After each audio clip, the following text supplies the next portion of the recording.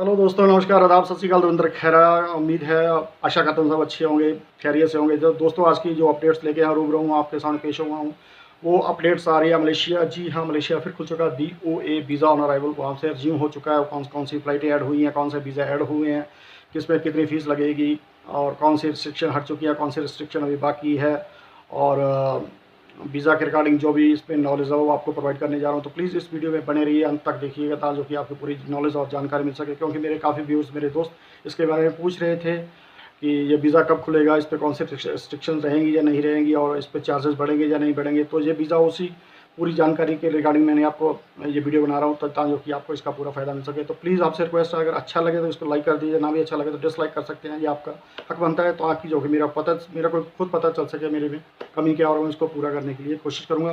तो प्लीज़ बने रहिए दविंदर खैरा के साथ, मलेशिया। जी हाँ दोस्तों, बात कर रहे थे मलेशिया के बारे में, वीज़ा ऑन अराइवल। जी हाँ, वीज़ा ऑन अराइवल तो खुल ही चुका है। उसके साथ इन्होंने एक वीज़ा नया ऐड किया है, ENTRI वीज़ा। जी हाँ, बस इस ENTRI वीज़ा के बारे में आपको बताना चाहूँगा। ये ई वीज़ा नहीं है, इसके हट के ई वीज़ा है। पर लेकिन इसमें बात क्या है कि ENTRI वीज़ा जो इंडियंस और सिर्फ चाइनीज़ दोनों नेशनलिटी के लिए है। और इसमें क्या क्या मिलने जा रहा है वो भी आपको बताने जा रहा हूँ। तो इस वीज़े में, दोनों वीज़े में आप ENTRI वीज़ा अगर लेना चाहते हैं। दूसरा वीज़ा है ई वीज़ा, इलेक्ट्रॉनिक वीज़ा जिसके हम बोलते हैं। ई वीज़ा भी आप घर से बैठ के अप्लाई कर सकते हैं। तो ENTRI वीज़ा भी आप घर से बैठ के अप्लाई कर सकते हैं। जो भी उनकी ज़रूरत है, जो भी उनकी इसके बारे में रिगार्डिंग आपके डॉक्यूमेंट्स हैं, वो आपको अपलोड करने होंगे उसकी इस वेबसाइट पे जाके, जो भी आपको वो डिमांड की जाएगी। तो ENTRI वीज़ा सिर्फ आपको 15 दिन के लिए मिलेगा। जी हाँ, 15 दिन का वीज़ा है, जिसकी कीमत है 2000 रुपये। तो दूसरा वीज़ा है दोस्तों ई वीज़ा की आपको 3500 के ऊपर जो चार्जेज हैं। अगर आप किसी इवेंट से करवाते हैं तो बढ़ भी सकते हैं, लेकिन जो गवर्नमेंट के चार्जेज हैं, जो कि मलेशियन गवर्नमेंट के, वो 3500 के करीब अभी तक की जो है न्यूज़ है कि 3500 में आपको दे रहे हैं। हो सकता है आपका एजेंट आपसे 500 चार्जेस करता है या 1000 चार्जेस करता है, वो डिपेंड ऑन योर आपके एजेंट पे है। तो दूसरी बात, आपको सभी पता है, फ्लाइट टिकट चाहिए, आपको रिटर्न टिकट चाहिए, इटिनरी बना लीजिए आप। इटिनरी का आपको सबको पता ही होगा, इसमें क्या होता है। जब भी आप यहाँ किसी भी कंट्री में आप जाना चाहते हैं, तो ये सबसे ज़्यादा फ़ायदा देती है। इमिग्रेशन आपको ये क्वेश्चन पुट कर सकता है कि आपका इटिनरी क्या है, आप कहाँ ठहरेंगे, इंडिया से कैसे चले, कहाँ चले, कौन सी फ़्लाइट आपकी। उसके बाद आपका होटल जो कि बुकिंग है वो कहाँ पे भी है, उस होटल में आप कितना देर रह के रुकेंगे, 2 दिन रुकेंगे या 3 दिन, उसमें आपको पूरा मेंशन करना होता है। उसके बाद आपको 2-3 दिन के बाद फिर आपने कहाँ पे जाना है, कौन से सिटी में जाना है, तो उसका आपको पूरी डिटेल होती है। तो उसमें इटिनरी में यही होता है कि कौन कौन किस तरह आप ट्रैवल करेंगे, या आपने कौन कौन सी वहाँ टैक्सीज बुकिंग कर रखी है, या आपने बसेस बुकिंग कर रखी है, या आपकी कोई नेक्स्ट फ़्लाइट है वहाँ से दूसरी कनेक्टिव कंट्री में। तो ये तो जो बताने जा रहा था। तो ENTRI वीज़ा आपको सिर्फ 15 दिन के लिए। अगर उसमें भी आपको क्या है, अगर आप वहाँ पे विजिटिंग करना चाहते हैं, अपने दोस्तों से मिलना चाहते हैं, या आप घूमना चाहते हैं, तो उसके लिए और भी कुछ छोटे मोटे रीज़न्स हैं। तो उसके लिए सिर्फ ये आपको 15 दिन का वीज़ा देता है। वो भी आपको घर में बैठे ऑनलाइन इसको अप्लाई कर सकते हैं। पूरी कंप्लीट आपने पास फाइल तैयार करके रख ली है, उसको अपलोड कर दीजिए। अपलोड करने के बाद आपके पास जो है कि ईमेल पे आपको जो भी रजिस्ट्रेशन होगी वो आपके मिल जाएगी। तो दूसरा बात है ई वीज़ा। जी, ई वीज़ा में फ़र्क क्या है। ई वीज़ा में आपका, एक तो मैंने जैसे आपको बताया, वीज़ा फ़ीस है उसमें ज़्यादा है, और लेकिन उसमें 30 दिन 30 डेज़ की वैलिडिटी है। 90 डेज़ की वैलिडिटी देता है, और उसमें 30 दिन की वैलिडिटी मिलती है आपको, जो ENTRI वीज़ा था। दूसरा जो ई वीज़ा है, जैसे मतलब 90 डेज़ की वैलिडिटी मिलती है। जिस दिन से आपका वीज़ा आ जाता है, उस दिन से 90 दिनों के बीच में, 90 डेज़ में आपको वहाँ पे जाना होता है। लेकिन वहाँ पे वैधता है जो आपको स्टे करने की, वो उसमें 30 दिन मिलेगी। जी हाँ, 30 दिन का वीज़ा आप वहाँ पे रह सकते हैं उस वीज़े के ऊपर। तो ये तो वीज़ा का था। और उसके बाद अगर आप बिज़नेस वीज़ा अप्लाई करते हैं, या उसकी या कोई और वीज़ा है, आपका स्टडी वीज़ा है, या और भी वीज़ा, उसके अवधि है, जो उसका टाइम लिमिट है, वो डिपेंड ऑन आपके वीज़ाज़ पे है।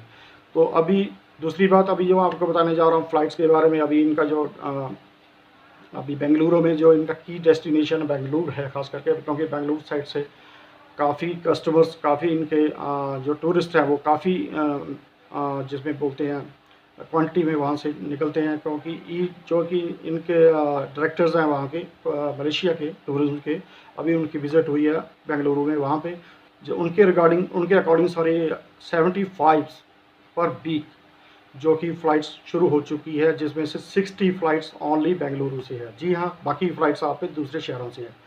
तो रही बात फ़्लाइट्स की कोई कमी नहीं है, चाहे वो एयर एशिया है, एयर एशिया की सस्ती फ़्लाइट्स में भी गिनी जाती है, चाहे आपका वो इंडिगोज़ है, चाहे आपका स्पाइस जेट है, चाहे विस्तारा है, सारी फ़्लाइट सर्विसेज देती हैं।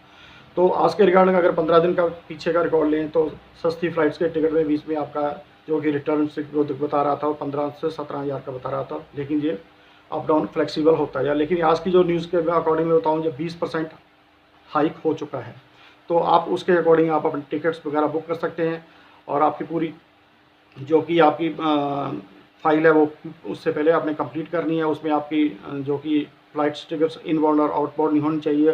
कम से कम आपका अगर ई वीज़ा अप्लाई करते हैं या आप स्टिकर वीज़ा अप्लाई करते हैं, तो उसमें भी आपको 1 महीने की जो कि वैधता वहाँ पे मिलेगी, स्टे करने की मिलेगी। और उसके लिए आपको मेंटेन करनी पड़ेगी आपकी रिटर्न्स में कम से कम 30,000 आपके बैंक अकाउंट में उस टाइम होना चाहिए जब आपकी रिटर्न वहाँ से बैंक से लेंगे, वो भी अप्रूव्ड बाय बैंक का किसी अथराइज्ड पर्सन से होनी चाहिए।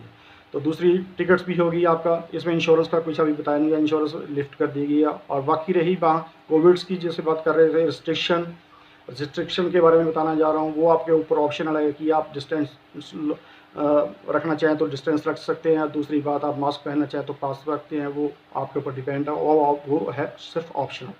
तो ये कुछ जानकारियाँ थी, और उसके बारे में लास्ट में आपको जैसे बताने जा रहा हूँ, जैसे कि हम बात कर रहे थे, अगर आप मैंने पहले भी किस वीडियो में काफ़ी वीडियो में आपको बता चुका हूँ कि अगर आप जैसे ग्रुप एक पैकेज लेके चलते हैं थाईलैंड, मलेशिया और सिंगापुर का, या बीच में अगर आप उसको लेके चलते हैं, यहाँ से थाईलैंड जाते हैं, थाईलैंड से आप बाई बॉर्डर जा सकते हैं, आप मलेशिया में एंटर कर सकते हैं, और उसके बाद आप सिंगापुर जा सकते हैं। लेकिन फिर भी आपको एक ज़रूरी मैं बात बताना चाहूँगा, जो ENTR वीज़ा आप लेके जाते हैं उनमें से काफ़ी कुछ ये डेस्टिनेशन ऐसी हैं जिसमें आप उस ENTR वीज़ा के ऊपर वहाँ पे नहीं जा सकते। उनके कुछ लिमिटेड बॉर्डर्स हैं, और बाई जो कि है एयर बॉर्डर है, उसमें आप पहले जाने से पहले ज़रूर देख लीजिए कि जो आपका वीज़ा वैलिड है उस थ्रू के आप जा सकते हैं। अगर थाईलैंड के थ्रू जाते हैं, मेरे ख्याल से वो 7 दिन की वैलिडिटी है आपकी, 7 दिन सिर्फ आप मलेशिया में रह सकते हैं। तो उसके बाद आपकी जो नेक्स्ट टिकट है वो होनी चाहिए आपके पास, वहाँ से आउटबाउंड टिकट होनी चाहिए, और दूसरी कंट्री में जाने का आपका पूरा जो प्रोसेस है वो आपके पास होना चाहिए। तो आपका जो पासपोर्ट है, जो आपको पता ही है, एटलीस्ट जो मलेशिया की डिमांड है वो 3 पेजेस आपके खाली होनी चाहिए, ज़रूरी है इसके लिए। और जो सिंगापुर की रिक्वायरमेंट्स थोड़ी डिफरेंट होती है, और सिंगापुर का आपको पता ही है, सिंगापुर नंबर 2 पे है, जो उसका जापान के बाद पासपोर्ट में नंबर 2 पे सिंगापुर आजकल आ रहा है।